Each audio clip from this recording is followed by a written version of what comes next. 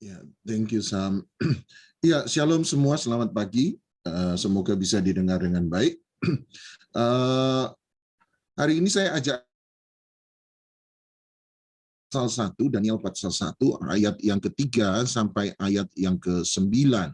Daniel pasal 1, ayat yang ketiga sampai ayat yang ke-9. Daniel pasal 1, ayat yang ketiga mulai, lalu Raja bertitah kepada Aspenas, kepala istananya, untuk membawa beberapa orang Israel yang berasal dari keturunan raja dan dari kaum bangsawan. Ayat 4. Yakni orang-orang muda yang tidak ada sesuatu cela, yang berperawakan baik, yang memahami berbagai-bagai hikmat, berpengetahuan banyak, dan yang mempunyai pengertian tentang ilmu, yakni orang-orang yang cakap untuk bekerja dalam istana raja, supaya mereka diajarkan tulisan dan bahasa orang Kasdim. Dan raja menetapkan bagi mereka pelabur setiap hari dari santapan raja dan dari anggur yang biasa diminumnya. Mereka harus dididik selama 3 tahun dan sesudah itu mereka harus bekerja pada raja. Di antara mereka itu ada juga beberapa orang Yehuda, yakni Daniel, Hananya, Misael, dan Azaria. Pemimpin pegawai istana itu memberi nama lain kepada mereka. Daniel dinamai Belsazar, Hananya dinamai Sadrak, Misael dinamai Mesak, dan Azaria dinamai Abednego. Daniel berketetapan untuk tidak menajiskan dirinya dengan santapan raja dan dengan anggur yang biasa diminum raja. Dimintanyalah kepada pemimpin pegawai istana itu supaya dia tidak usah menajiskan dirinya. Ayat 9. Maka Allah mengaruniakan kepada Daniel kasih dan sayang dari pemimpin pegawai istana itu. Sampai situ saja.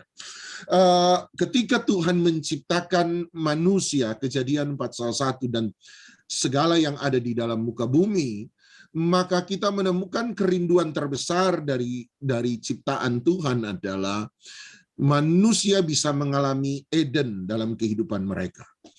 Eden adalah sebuah tempat, saya percaya Eden adalah sebuah tempat, tetapi sekaligus saya percaya bahwa apa yang terjadi di taman di Eden terutama, bukan hanya bicara soal tempat, tetapi adalah sebuah budaya, sebuah culture, sebuah budaya. Kenapa demikian? Saya percaya sebab sampai hari ini masih menjadi kesulitan bagi arkeologi, bahkan para ahli Alkitab sekalipun, untuk menentukan dengan tepat di mana Eden. Salah satu petunjuk utama Eden adalah ada penyebutan tentang 4 sungai dalam Alkitab Kejadian pasal 2.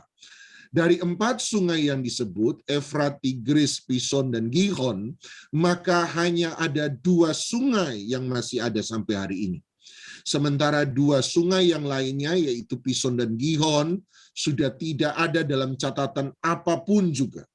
Dalam catatan apapun juga yang ditemukan sampai hari ini. Sehingga dengan berdasarkan 2 sungai yang ada, Efrat dan Tigris, maka akan terasa sangat sulit untuk menentukan dengan tepat di mana sesungguhnya Eden itu berada, di mana sesungguhnya Eden itu terletak. Orang hanya bisa memperkirakan paling tidak ada di sekitar daerah Mesopotamia, daerah Persia sana, atau tepatnya di semenanjung daripada Iran dan Irak di sana. Maka kita hanya bisa menentukan secara umum tanpa pernah bisa menjelaskan dengan pasti di mana sesungguhnya Taman Eden yang dikatakan oleh Alkitab. Sangat sulit. Sebab menurut saya bahwa Eden bukan hanya bicara soal tempat. Kenapa kita sulit? Sebab Eden sebenarnya bicara tentang sebuah budaya atau sebuah culture. Banyak orang lupa bahwa kata culture atau budaya berasal dari kata kult. Kultur atau kult. Kult itu biasanya dipakai tentang sebuah pengajaran yang disebut sesat biasanya dan sebagainya. Artinya ada sebuah pengajaran. Tetapi kult berasal dari kata kultivasi atau to grow. Jadi culture, budaya, kultur berasal dari kata kultivasi, membudidayakan. Makanya muncul kata budaya. Tempat di mana sesuatu bisa bertumbuh, bisa hidup dengan baik. Sesuatu bisa ada dan bisa berkembang. Saya setuju dengan seorang pendeta bernama T.D. Jakes. T.D. Jakes berkata bahwa perhatikan perumpamaan-perumpamaan yang dipakai oleh Tuhan Yesus.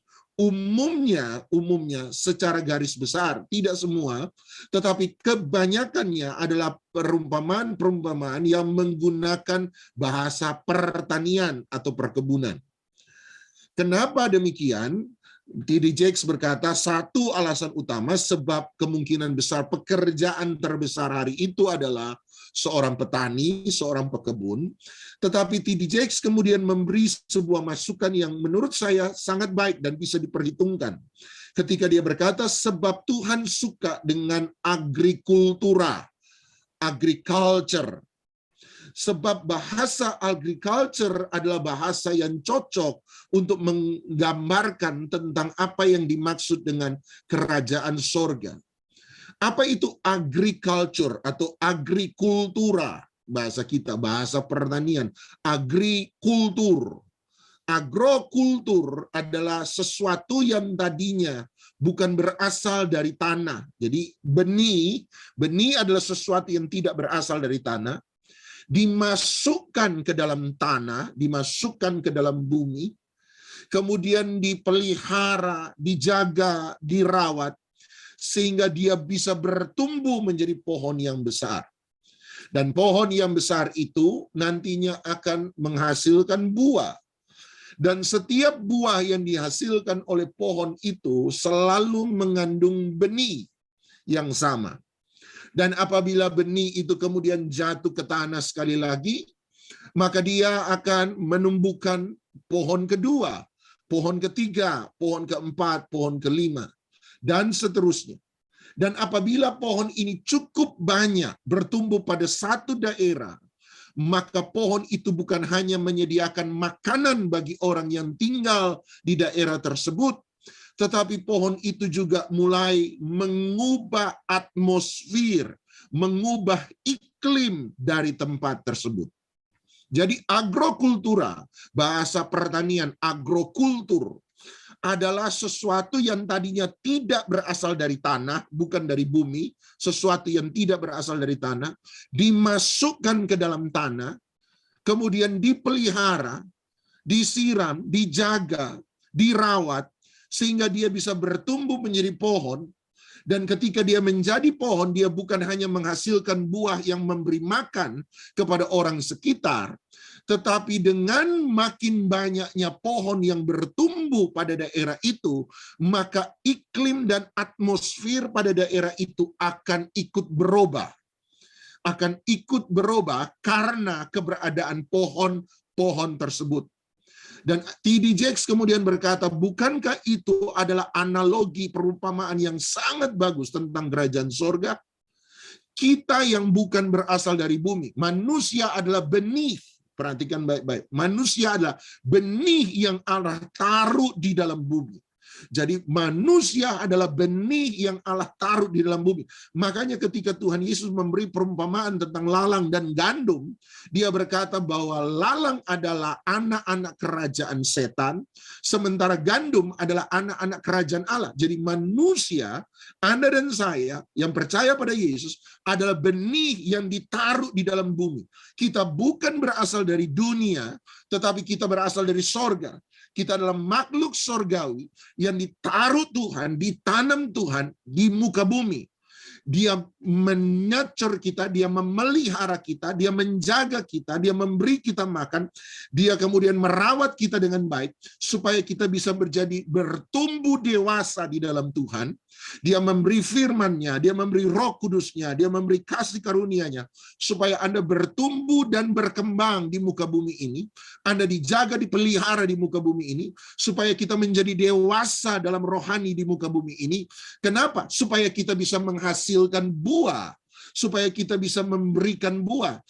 Ingat bahwa Nita mengingatkan kita yang lalu bahwa buah itu ada bukan untuk sang pohon, tetapi buah itu ada untuk orang lain yang hidup di sekitar pohon.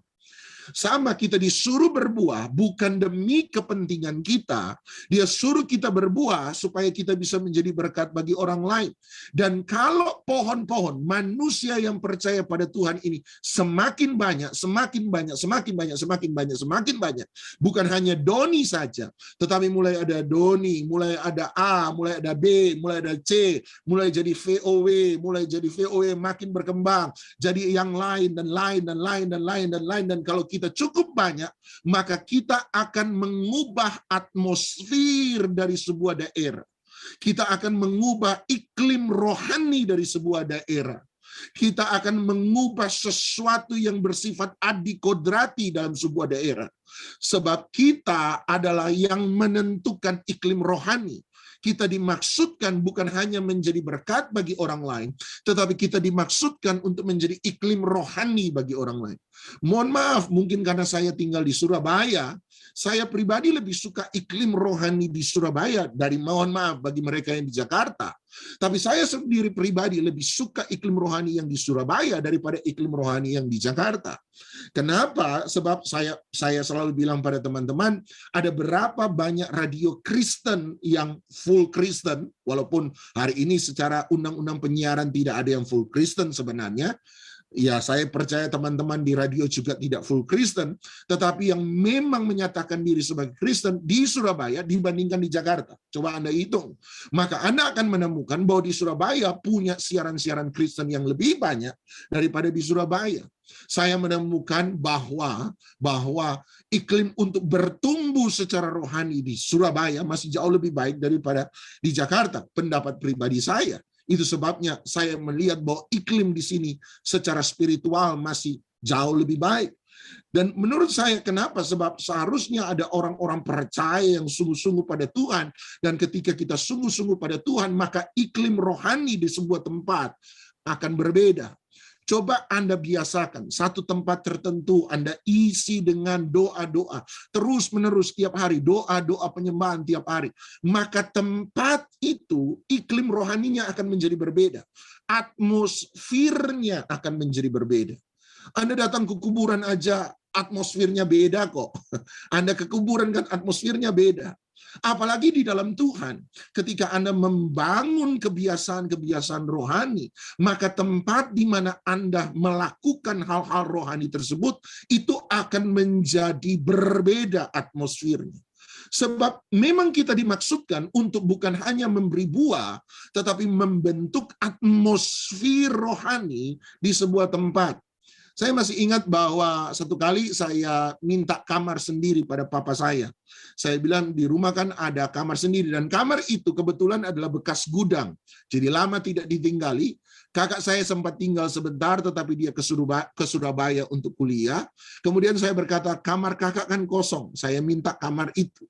Nah, kamar itu biasanya kakak saya siang-siang di situ, tapi malam tidak pernah tidur di situ. Tapi waktu saya coba tidur pertama, lumayan saudara, ngeri-ngeri sedap juga. Mimpi malam-malam kebangun itu. Wah, itu beberapa kali istilah orang sini ketindisan gitu. Wah, sempat benar-benar merasa. Wah, dan saya membiasakan itu. Dan itu membangun disiplin rohani saya. Saya membiasakan dari SMP kelas 2, kelas 1, kelas 2. Saya membiasakan tiap malam jam 8 malam. Kalau saya tidak pergi kemana-mana. Saya tidak pergi orang tua, menemani orang tua, tidak pergi keluar dengan keluarga, tidak ada acara di gereja, maka jam 8 malam sampai jam 10 malam adalah tempat di mana, kamar itu tempat di mana saya memuji, menyembah Tuhan. Saya baca Alkitab. Dan saya lakukan itu secara rutin. Dan yang menarik adalah atmosfer dari kamar itu berubah. Atmosfer dari kamar itu berubah. Sebelum saya lulus SMA, saya tidak pernah mengalami yang namanya mimpi buruk yang ketindisan dan sebagainya. Tidak lagi pernah mengalami itu. Tidak pernah. Atmosfer suasana itu berubah. Ada satu kamar khusus untuk tamu pendeta di rumah kami. Ada satu kamar khusus. Dan biasanya kalau pendeta datang, kami akan meletakkan dia di kamar tamu itu. Kamar tamu itu berseberangan dengan kamar di mana saya tinggal. Yang menarik adalah lama-kelamaan pendeta lebih suka tinggal bukan di kamar tamu yang disediakan bagi mereka. Tetapi pendeta lebih suka tinggal, kalau ada tamu pendeta, lebih suka tinggal di kamar di mana saya biasa berdoa. Saya biasa menyembah Tuhan.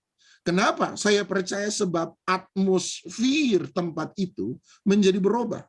Atmosfer rohani dari sebuah tempat berbeda.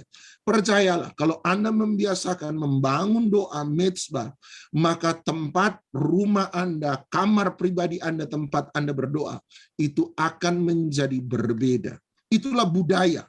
Dia sementara membangun sebuah kultur, dia membangun sebuah budaya. Dan Anda perhatikan Kejadian pasal 4, ketika Kain keluar dari hadirat Tuhan, hal pertama yang dilakukan Kain adalah dia membangun sebuah kota. Artinya dia membangun sebuah budaya. Dia membangun sebuah budaya di mana sebuah masyarakat bisa bertumbuh, cultivate, bisa berkultivasi, bisa bertumbuh, bisa menjadi hidup.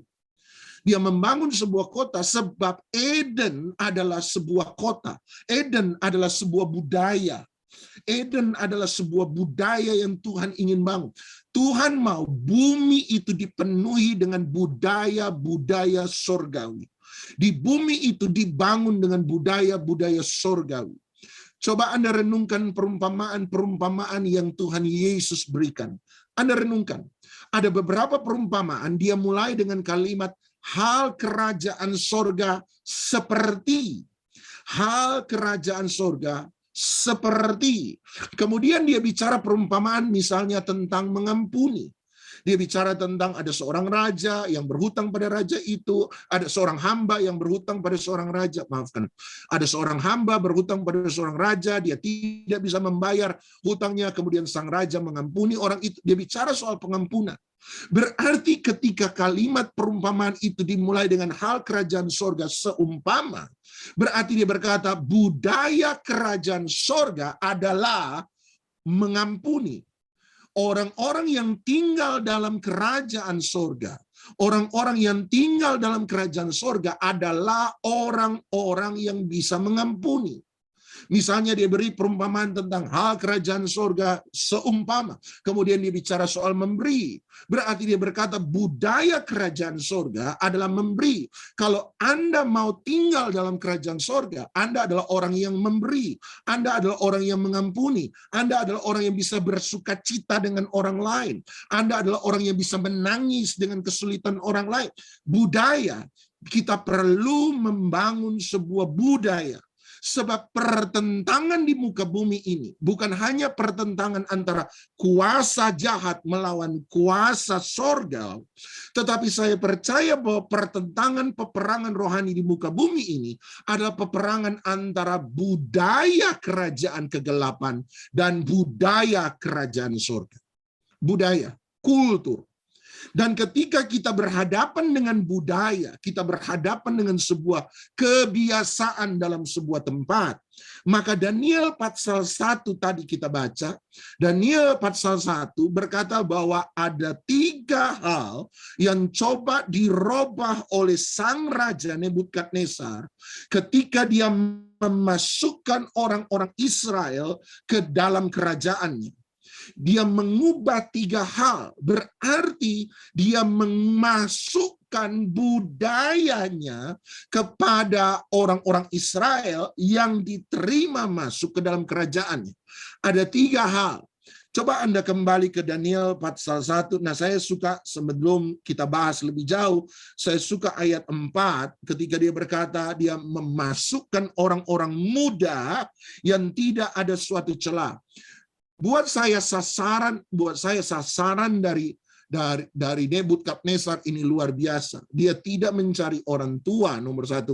Bukan berarti orang tua tidak penting, tetapi dia mencari orang muda sebab orang muda lebih mudah untuk dipengaruhi. Teman saya selalu bilang begini, orang muda itu mudah digerakkan, orang muda itu mudah diajak maju, orang muda itu mudah dibangkitkan semangatnya, tetapi orang muda itu juga mudah untuk jatuh dalam dosa, mudah untuk gagal, mudah untuk salah. Jadi orang muda memang mudah, disebut mudah sebab mudah gitu ya. Dan mudah untuk dipengaruhi. Dan saya percaya bahwa dunia sementara mempengaruhi orang-orang muda, sementara mempengaruhi orang-orang muda. Itu sebabnya saya pribadi juga percaya bahwa Tuhan mencari buah sebelum musimnya.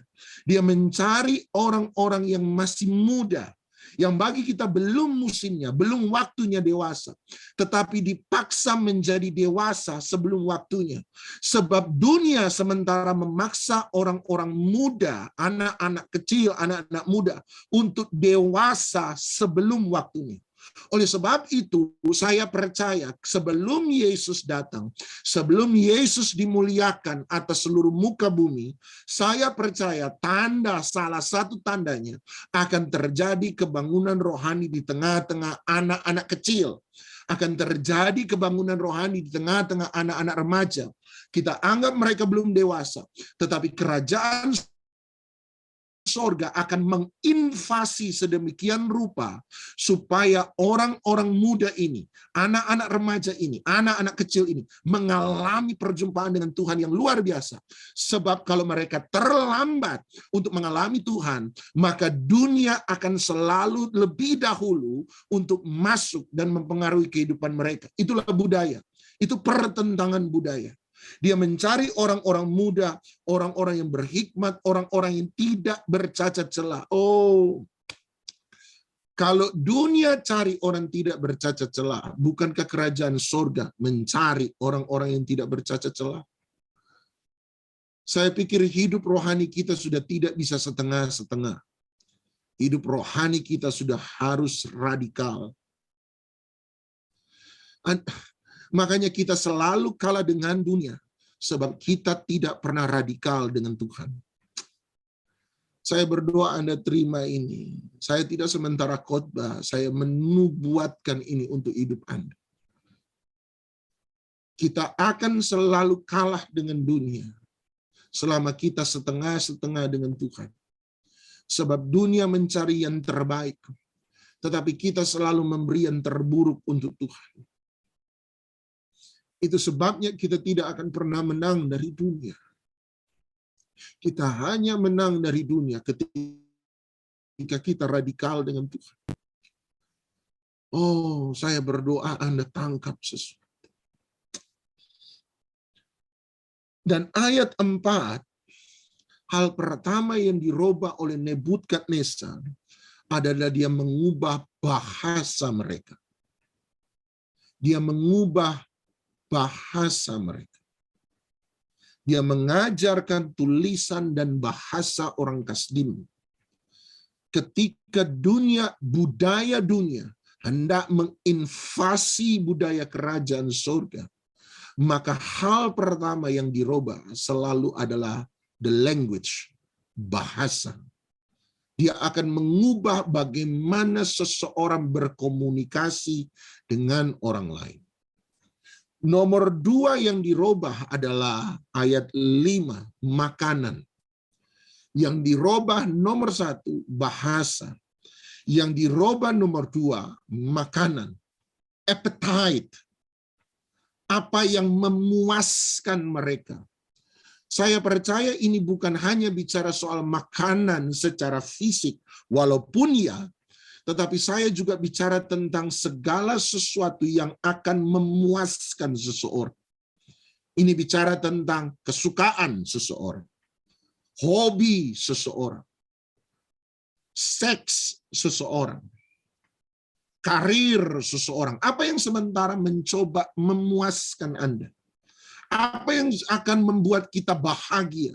Apa yang akan membuat kita senang? Nomor 1 budaya, nomor 2 makanan. Dia mengubah makanan mereka.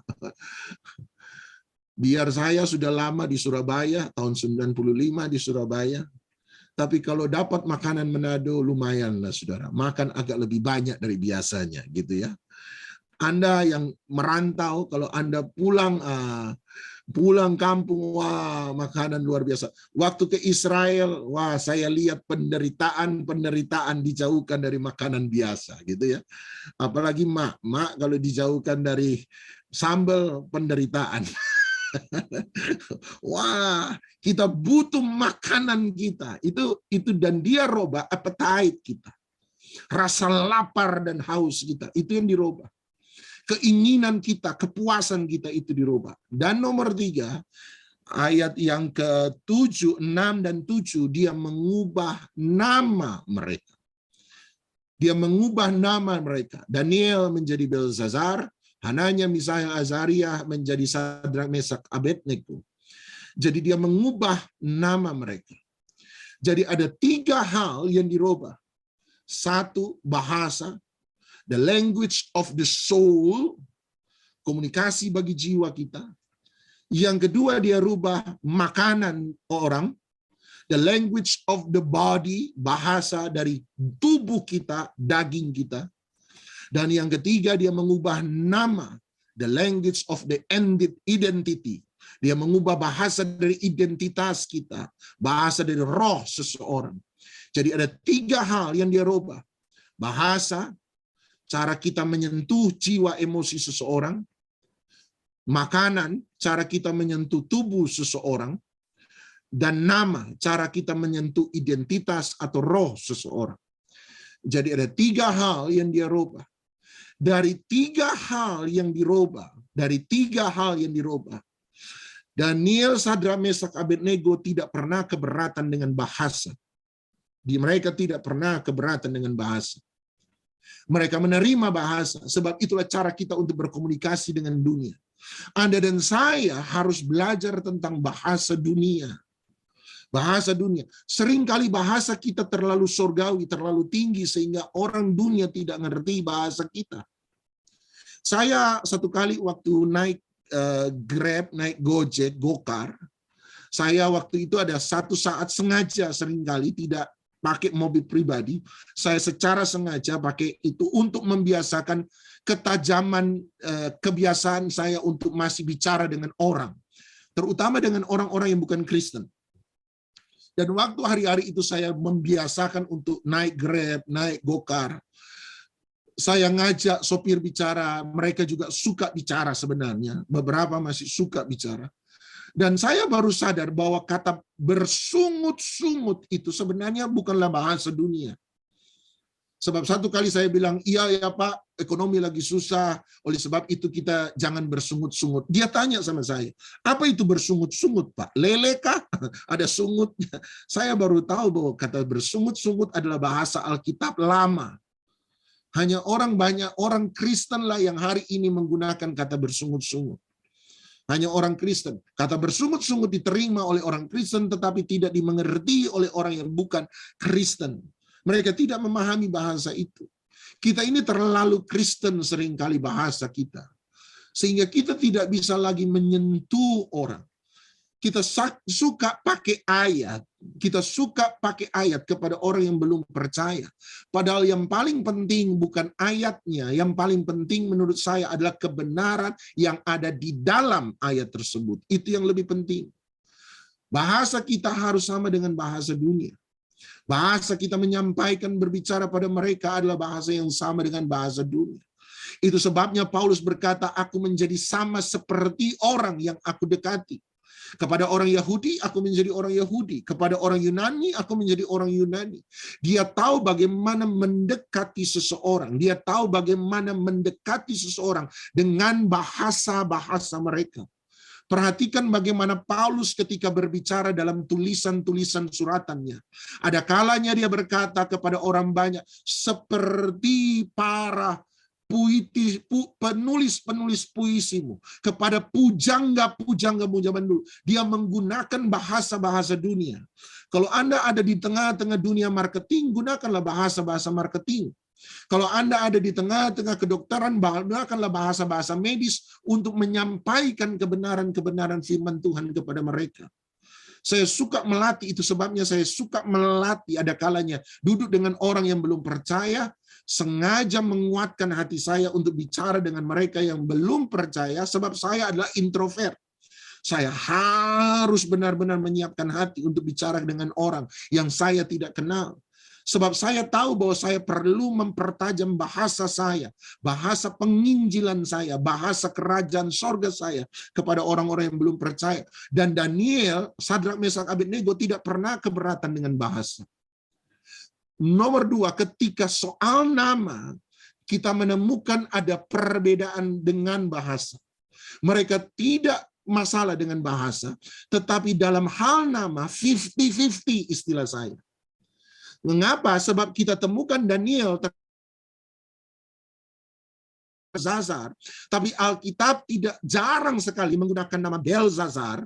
Alkitab lebih suka menggunakan nama Daniel. Artinya, dia bicara tentang apapun yang orang sebutkan kepada kita. Orang bisa memanggil kita apa saja, tetapi identitas kita bukan berdasarkan apa yang orang katakan kepada kita, tapi identitas kita berdasarkan apa yang Tuhan katakan kepada kita. Nama Daniel, Alkitab lebih suka menggunakan nama Daniel daripada nama Belzazar. Tetapi berbeda sedikit dengan Sadrak, Mesak, Abednego, Hananya, Misael, dan Azaria. Kalau tanya kepada orang Kristen secara umum, maka mereka lebih familiar dengan Sadrak, Mesak, Abednego. Karena berdasarkan Daniel pasal 2 atau Daniel pasal 3, peristiwa perapi-apian yang bernyala-nyala. Jadi mereka lebih familiar dengan Sadrak, Mesak, dan Abednego, dan sangat tidak familiar dengan Hananya, Misael, dan Azaria. Jadi saya melihat, jadi di sisi yang lain, Daniel tetap dipertahankan namanya. Sementara Hananya, Misael, Azaria, kemudian Alkitab mulai memperkenalkan mereka dengan nama Sadrak, Mesak, dan Abednego. Menurut saya di sini ada terjadi sedikit hal yang harus kita pahami bahwa orang bisa memanggil Anda siapa saja. Orang akan panggil Anda, hei Sadrak, hei Mesak, hei Abednego. Tetapi Sadrak, Mesak, dan Abednego harus terus mengerti satu hal, bahwa mereka bukanlah Sadrak, mereka adalah Hananya. Mereka bukanlah Mesak, mereka adalah Misael. Mereka bukanlah Abednego, mereka adalah Azaria. Apapun yang orang sebutkan pada Anda, identitas Anda tidak boleh dibangun di atas dasar apa kata orang. Tetapi identitas Anda dibangun di atas dasar nama yang diberikan Tuhan kepada kita. Nama. Saya tidak tahu orang sebut Anda hari ini apa. Orang gagal, pecundang, orang rusak, orang hancur, orang berdosa.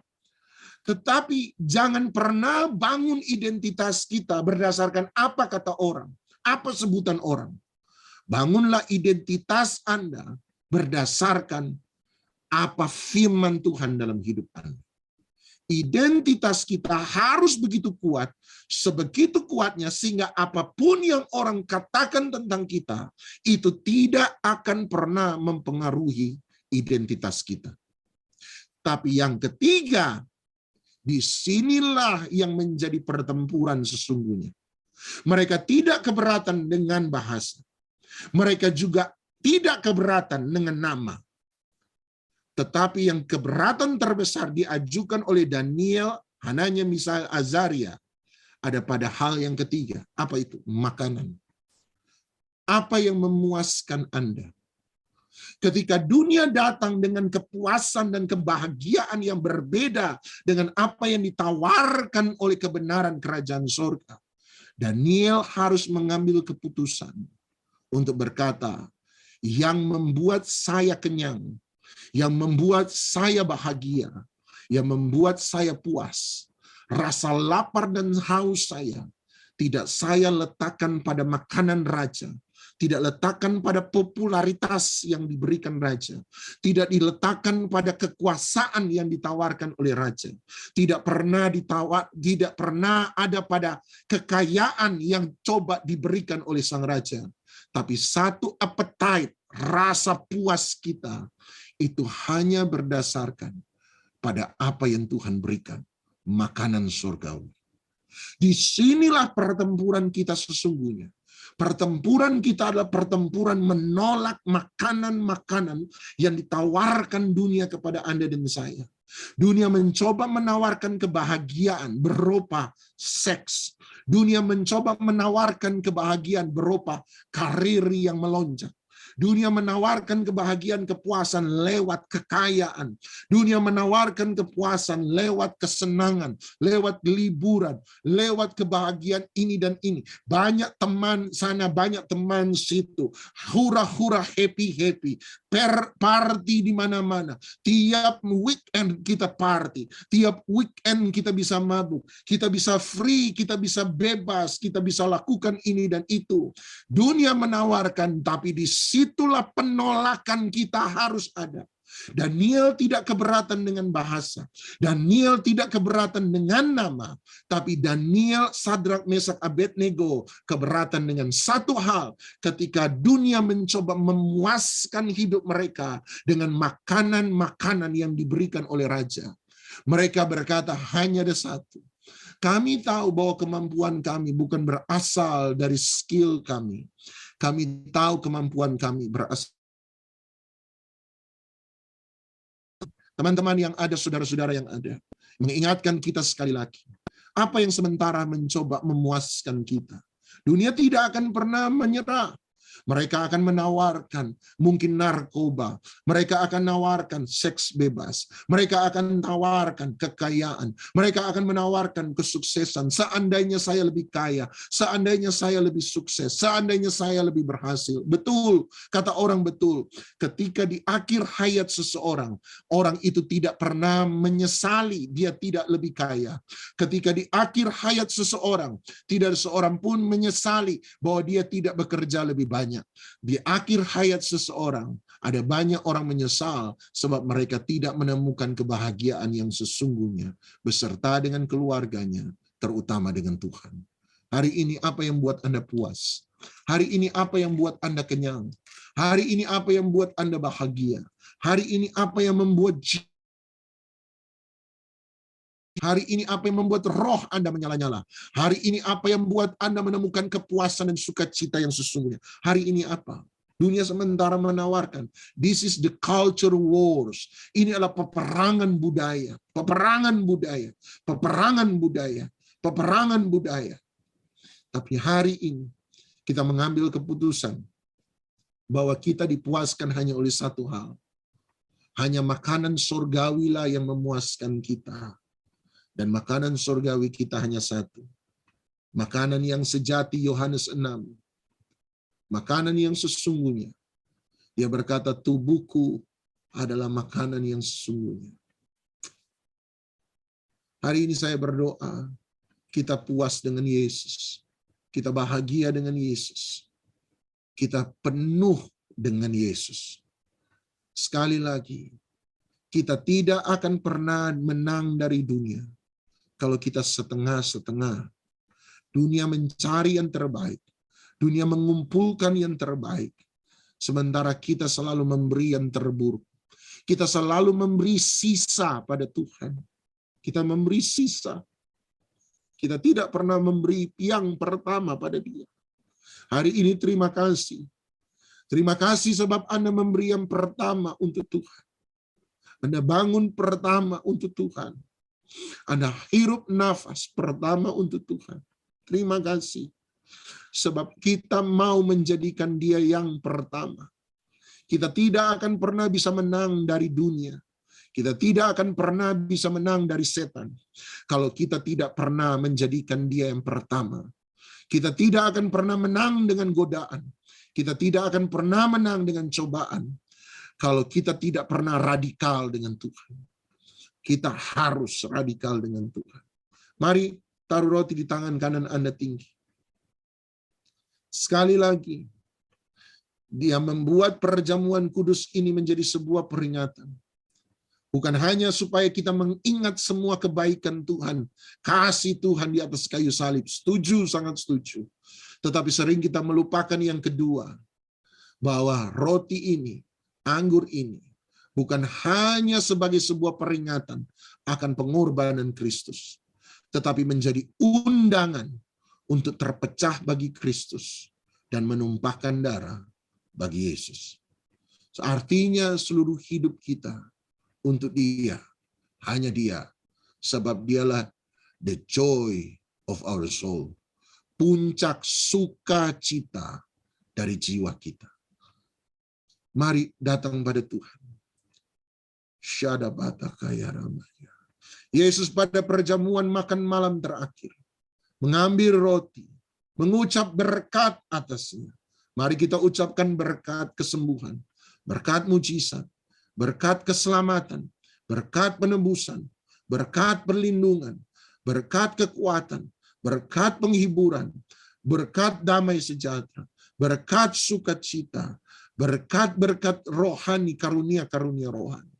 Sambil berkata, inilah tubuhku yang telah diserahkan bagi kamu. Perbuatlah ini menjadi peringatan akan aku.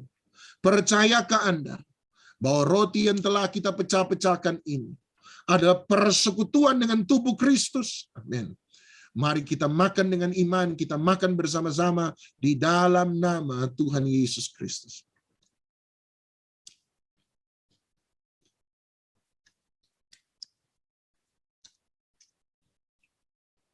Angkat cawan. Syada bataka ya ramat sanda ya mada. Syada bataka ya ramah kaya ramat. Terima kasih Tuhan. Engkau tidak pernah beri malaikat untuk kami, tapi Engkau beri anak-Mu yang tunggal untuk kami. Tuhan tidak pernah beri sisa untuk kami. Roma 8 berkata, Engkau memberi harta yang paling mulia di sorga bagi kami. Ampuni kalau kami masih beri sisa untuk Tuhan. Ampuni kalau kami tidak pernah mau radikal dengan Tuhan. Ampuni kalau kepuasan kami ada pada dunia dan apa yang ditawarkan dunia. Dan kepuasan kami bukan pada apa yang Engkau berikan. Biarlah setiap kami hanya menemukan kepuasan dalam kasih-Mu. Setiap kami menemukan damai sejahtera dalam hadirat-Mu. Terima kasih Tuhan, terima kasih.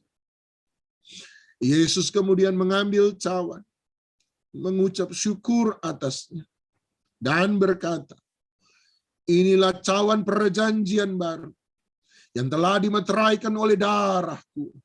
Darah anak domba Allah, darah yang tidak bercacat celah, darah Yesus yang suci dan mulia. Percayakah Anda bahwa cawan yang kita ucapkan syukur atasnya adalah persekutuan dengan darah Yesus? Amin. Mari kita minum dengan iman. Kita minum bersama-sama di dalam nama Tuhan Yesus Kristus.